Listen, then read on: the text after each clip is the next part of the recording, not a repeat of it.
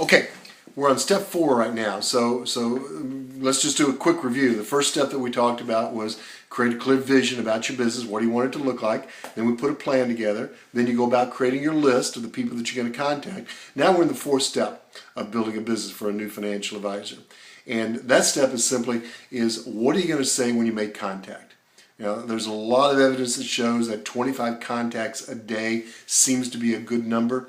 The truth of the matter is, as I mentioned in one of the earlier videos, the only number that really matters is how many people you're seeing a week. If you're getting in front of 5 to 8 people a week, it doesn't matter how many contacts you make. Some of you need to make 25 contacts a day in order to do that. Some of you can maybe do 5 to 10 contacts a day. So the contacts are important. If you're not getting the meetings, you got to increase your contacts. But at the end of the day, the important number is 5 to 10 people a week that you're getting in front of. Now, there's 2 different types of people that you're going to be making contact with. Clearly, people you know, people you don't know. Okay?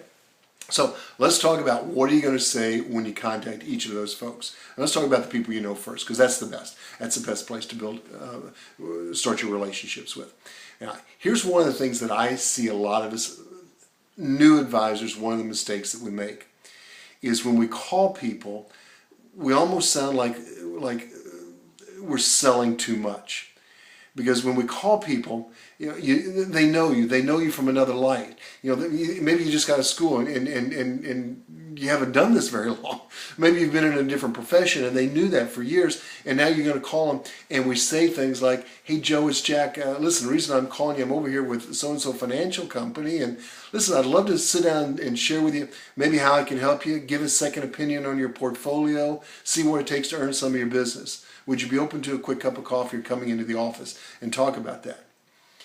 And when we say things like, "I'd like to earn some of your business, share with you how I can help you, give it a second opinion on your portfolio," a lot of times and you're going to find this happens, guys, a lot of them are resistant to that because they've known you in a different capacity. Some of these guys are your friends, and they don't want to be sold by a friend. They don't want to be sold by a past coworker. You know, they don't want to be sold by a young guy or gal who's just starting in this business who I know their parents very well. And so when we say things like, "I'd like to give you a second opinion or see what it takes to earn your business or a piece of your business," you know, they know you're coming out to try to put a sale on them, and they don't want that. And so it's easier for them to say, "You know what, Jack, I'm pretty covered right now. I've got an advisor I'm pretty happy with." Or, "You know what, it's really a busy time of the year. Why don't you call me in a few months?"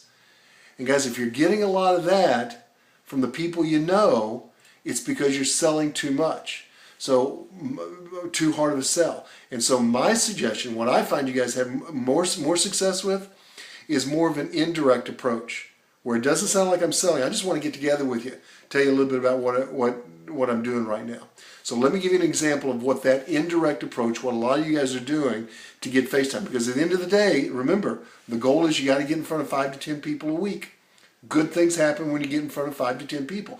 And again, these are not necessarily all my prospects. They know people who can be prospects. So I got to get out and see them. So here's an indirect script that I hear a lot of you have success with that for some of you might work.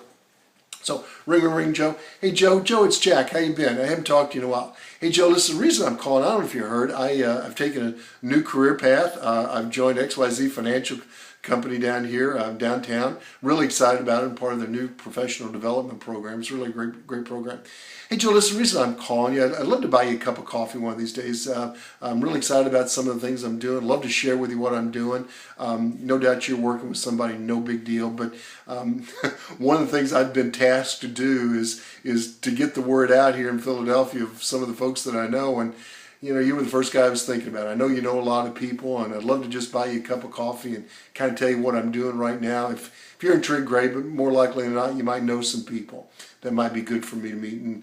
And of course, it's always good to catch up with you. So any chance you're going to be around maybe for a quick cup of coffee early next week sometime? Now, that or a version of that for a lot of you, I think you're going to have a lot more success than calling people up and say, "I'd like to see what it takes to earn your business, give you a second opinion on your portfolio." If you noticed in there, I said a lot of things like, you know, I'm sure you're working with an advisor, love to pick your brain. You may or may not be intrigued, but you might know some people. I've been given the task of getting out and telling all the folks I know here in Philadelphia what I do now, and you were the first one that came to mind. I know you know a lot of people, and I thought, well, Joe, I'd love to just buy you a cup of coffee and tell you what I'm doing, a little bit about my team and then some of the things I'm doing over here. That, for a lot of you, put your version, personalize that, but that's how a lot of you are going to get some FaceTime with people. Now, the second group of people are people that you don't know. Now, here's the key around the people that you don't know, is before you start calling, you need to think through what are some of the current pressing needs that you think that group might have. If it's a group of small business owners, what are some of the issues that they might be faced with? Maybe they have lending needs. Maybe they have cash management needs. Maybe they have a need to find ways to generate a little extra income on reserves or reduce some of their taxes. So I'm going to have those bullet points ready when I get ready to call.